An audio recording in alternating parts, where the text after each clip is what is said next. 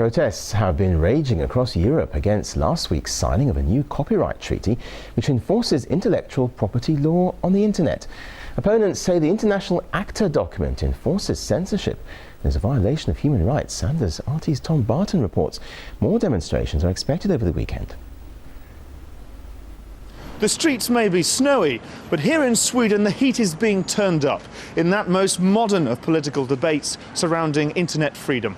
Protests have been called here in the capital as part of a wider reaction in Europe and the US against laws perceived to infringe on the public's access to the internet.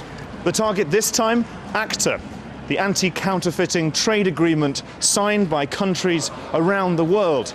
The people behind the law point out that it's important to try and protect the copyright of the people who make music, who make video, and distribute it around the world. If you say, well, everything should be free, well, perhaps no one will write any books or produce music or films, etc. Or anyway, perhaps not, it wouldn't disappear, but it will be much less because it's not profitable anymore. Those against it say it's a wolf in sheep's clothing, a way for governments to control their access to the internet, and that it was held in secret, that it was designed to be very punitive to those found breaching copyright rules. The next generation has grown up with the ability to say anything to anybody else on the planet, to let ideas battle it out for themselves, to have a freedom of speech never before imagined. We don't need to ask anybody's permission to present new ideas, and all of a sudden corporations want to take that away because it inconveniences them.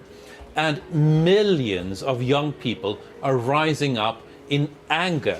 The formation of pirate parties, not just here in Sweden, but elsewhere in Europe, is evidence of how high the status of those internet freedom campaigners has risen.